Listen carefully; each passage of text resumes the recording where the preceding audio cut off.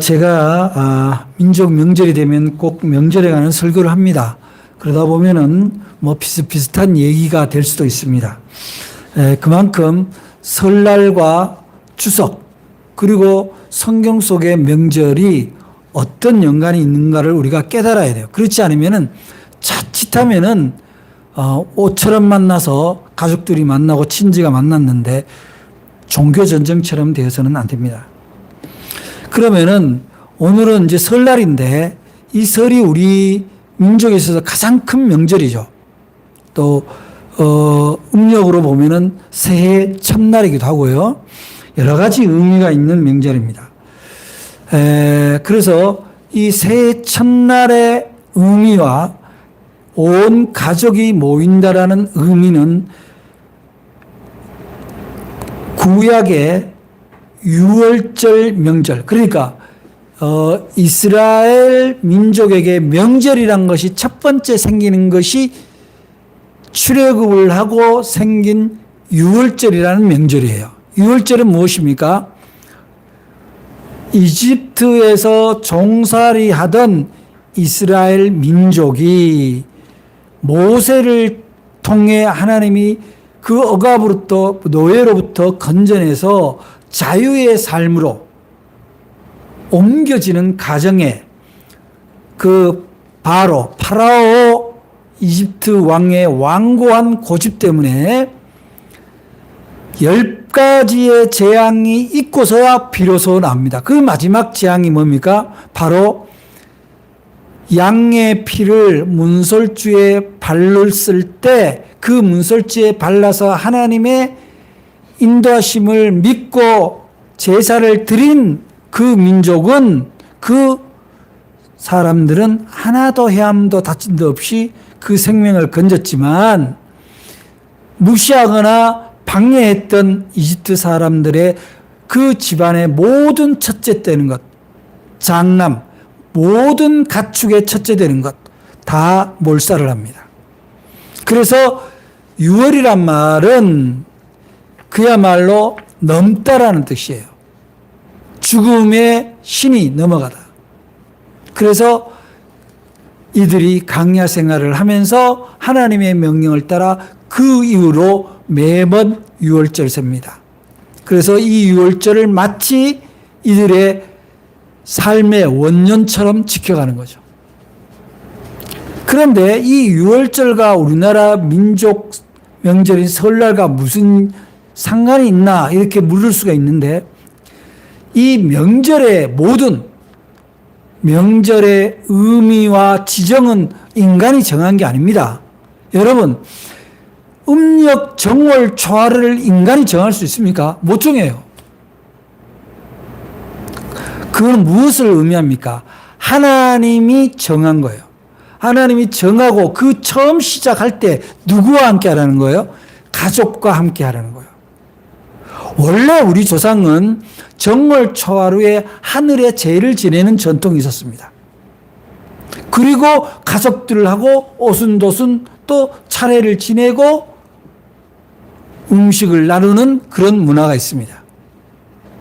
그런데 유교가 왜곡되어서 우리 한반도에 들어오면서 이것이 하늘에 대한 제가 아니라 마치 조상에 대한 제로서 끝나는 그런 아주 이상한 그런 명절이 되어버린 거죠. 우리 국사, 우리나라 한국사를 쭉 들여다보면은 임금이 새해가 되면은 언제나 하늘에 제를 올립니다. 물론 자기 종묘사직 역대 왕조들에게도 제를 지냅니다.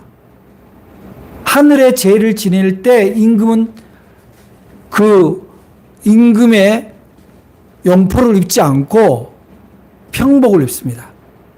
제복을 입습니다. 그렇게 새해 첫날을 시작했던 우리 민족의 전통입니다. 그리고 그 다음에 유월절의 의미는 뭡니까? 하나님을 믿고 그 혈통이, 동족이 하나가 되어서 모이는 명절인 거예요. 우리나라 민족은 어떻습니까? 바로 가족 공동체 모임입니다. 가족은 누가 만들어줬나요? 가족은 우리가 그냥 만들고 싶으면 만들 수가 있나요?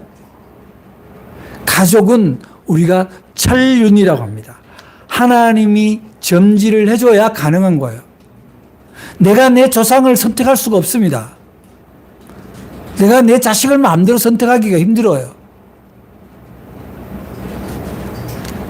이 하늘이 정해놓은 이치, 그 이치를 따라서 가족이 모여서 하늘과 조상에게 그 효와 도를 다하고 서로 사랑을 나누는 그 전통이 바로 유월절 명절과 우리의 설날이 닮아 있다는 거예요. 그런데 이 기독교가 서구로부터 들어오다 보니까 마치 우리나라의 전통 명절이나 그 문화는 미개하거나 기독교에 반하는 것처럼 오해를 하고 그런 거를 하면은 옳지 않다. 이런 것에 대한 기독교인들의 좀 잘못된 그런 오해가 있어요. 그래서 명절을 좀 다소 소홀하게 생각하거나 뭐 친인척끼리 음식을 나누는 거를 굳이 왜 하냐고 생각한다거나 이런 것은 사실은 우리가 성경에서 배운 명절의 의미하고는 다른 거예요. 하나님이 각 민족에게 각각에 맞는 명절을 준 거예요. 유대인에게는 유대인에 맞는 명절을, 우리 한민족에게는 한민족에게 맞는 명절을 준 거죠. 그 명절을 생각하면 우리가 이번 설날에 어떤 마음을 가져야 되는 것은 성경을 통해서 우리가 잘 새겨들어야 됩니다. 오늘 말씀이 이렇게 한 거예요. 자, 명절은 여호와께서 정한 거고 이날에 즐거워하고 기뻐해라. 굉장히 중요한 말입니다. 그러니까 이게 사람을 내 마음이 즐겁고 다른 사람을 즐겁게 한다. 그 함께 기뻐한다라는 것은 그 정말로 사람이 인위적으로 잘 안 됩니다. 내가 요번에 명절에 가족들 같이 모이면 정말 내가 친절한 말을 하고 함께 즐거워하고 해야지 그렇게 마음을 먹고 가지만 이상하게 같이 모이고 이런저런 얘기하다 보면은 서로의 생각이 다르고 또 부모님이 나에 대한 사랑이 다른 형제보다 다소 부족하다라는 그런 아쉬움이 생기고 그러다 보면은 왠지 말수가 줄어들거나 아니면 서운한 말을 하게 돼요. 부모도 마찬가지입니다. 부모도 어느 자식은 참 부모한테 잘하는데 어느 자식은 서운합니다. 뭐 그러려니 해야 되는데 그러지를 않고 마음에 있는 얘기를 내어놓다 보면은 서로 감정이 상하기가 일쑤죠. 그래서 우리는 무슨 생각을 해야 되느냐면은 명절은 기뻐하는 거다. 함께 즐거워하는 거다. 거기에 명절에 초점을 해요. 부모를 기쁘게 하고 명절에 부모님의 마음을 흡족하게 하는 것이 명절의 의미다. 앞에 왔을 거예요.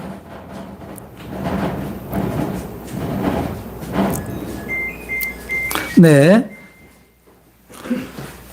그래서 이번에 우리가 함께 기뻐한다라는 것이 사랑이라는 거예요. 다른 사람의 기쁨을 나의 기쁨으로 생각하는 만큼의 사랑이 분명한 건 없어요. 이번 명절에 여러분들 하나님을 사랑한다면 함께하는 이들과 하나님의 사랑을 나누세요. 그 사랑은 함께 기뻐해 주는 겁니다. 혹여 친인척 가운데서 좋은 일이 있으면 그것도 기뻐해 주고 친인척 가운데 좀 안타까운 일이 있으면 함께 안타까워하고 슬퍼해 주는 그런 마음. 그야말로 혈연 공동체, 가족 공동체, 그 공동체의 일원으로서의 마음을 가지는 것이 어떻게 하는 거냐. 하나님이 사랑을 얘기를 할 때 어떻게 하라는 거예요? 하나님을 사랑해라 먼저. 그 다음에 뭐예요? 네 이웃을 네 몸과 같이 사랑해라. 그러니까 이건 뭐예요? 공통어는 사랑인 거예요. 그 사랑이 우리가 친인척 자주 못 만나니까 명절에 만날 때 그 사랑을 나타내 줘야 되는 거예요. 우리 기독교 신앙을 흔히 경천애인이라 그러죠. 하나님 사랑, 사람 사랑. 내 가족을 사랑 안 하면서 이웃을 사랑한다고 얘기하는 것이 어떻게 보면은요, 모순이에요, 모순.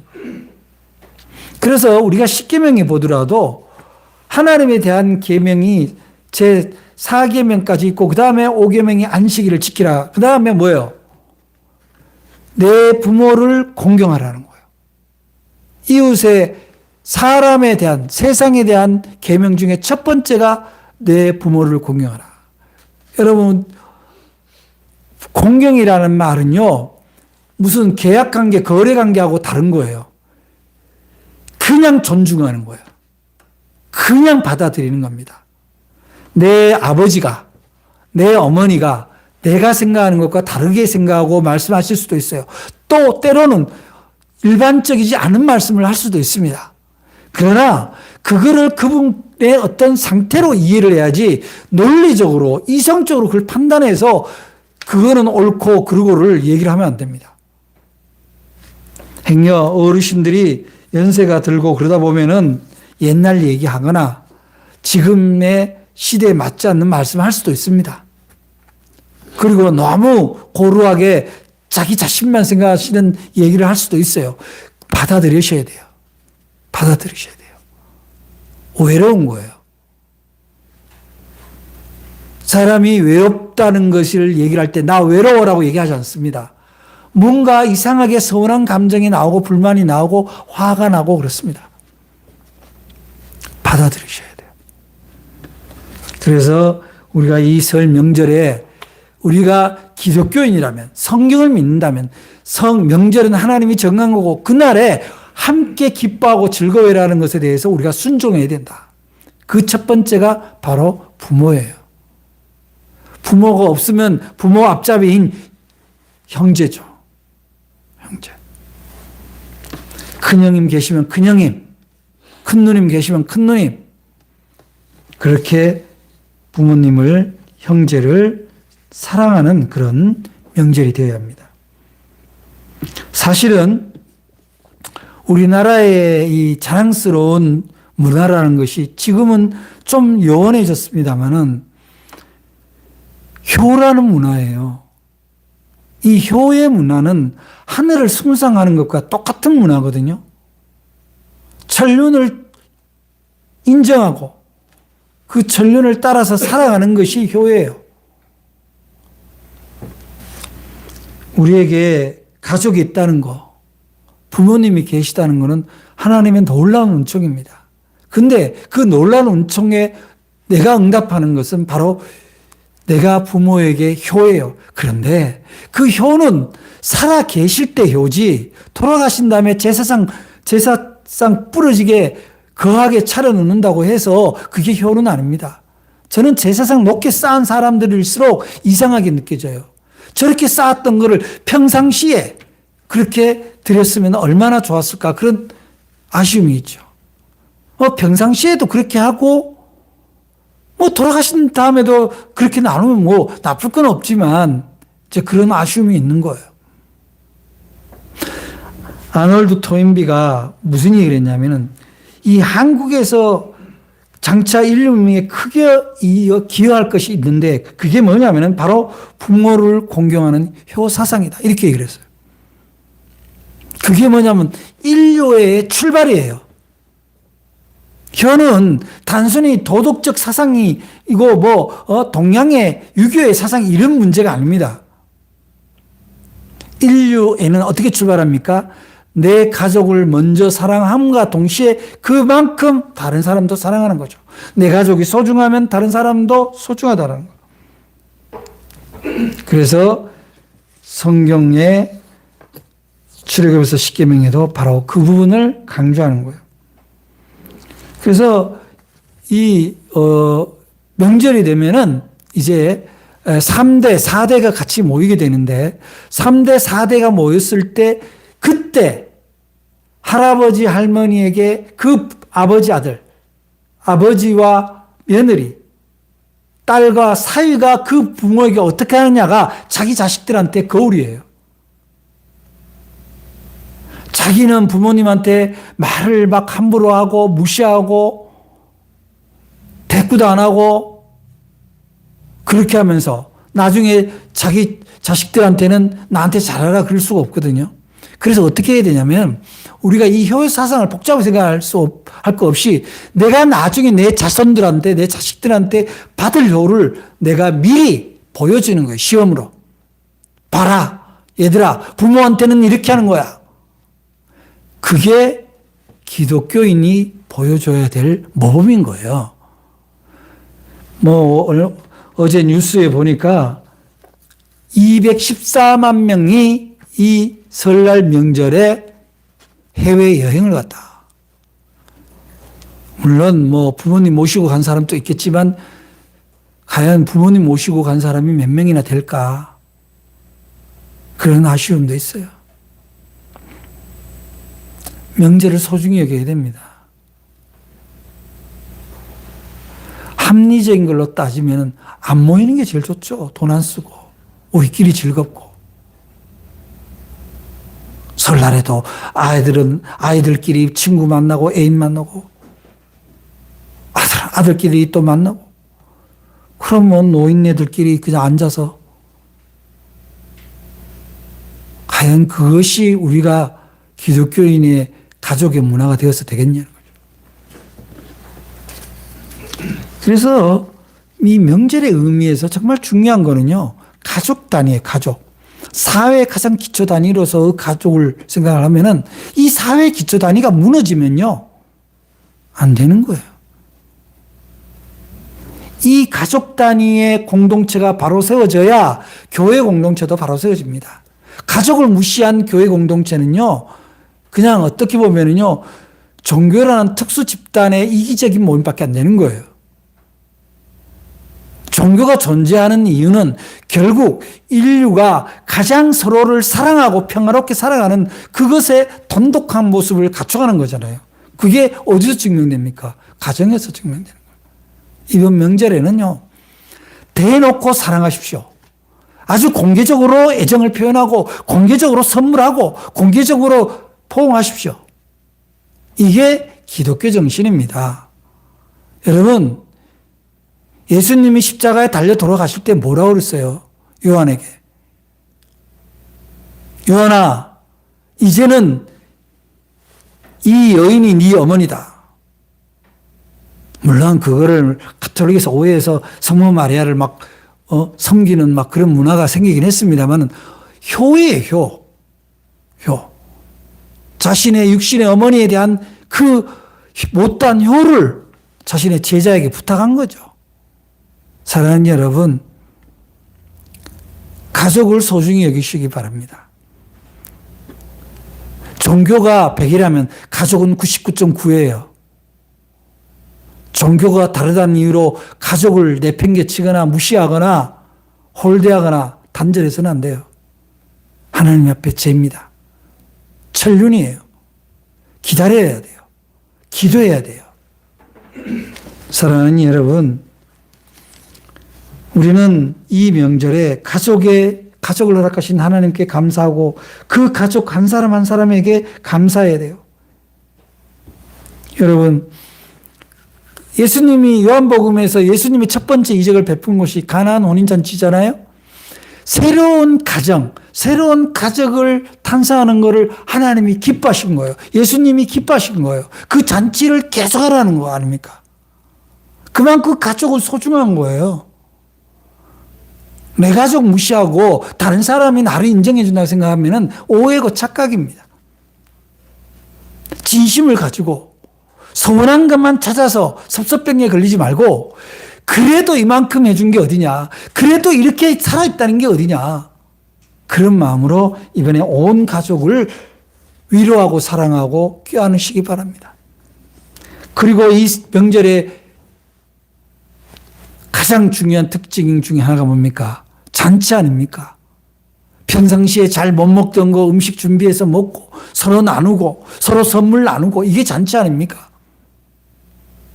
예수님이 물을 포도주로 만든 거는 잔치예요, 잔치. 제발 물이 포도주로 변한 것처럼 너희들도 변해라 이런 주의 주장이 아닙니다. 도덕이 아닙니다.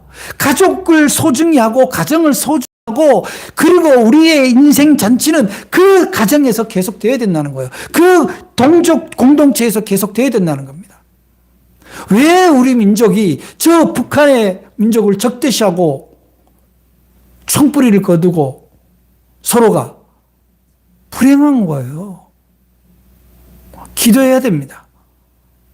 하나님은 언어별로 민족을 모아주셨는데 그 언어별로 모인 민족이 왜 갈라서 크지도 않는데 이게 어떻게 보면요.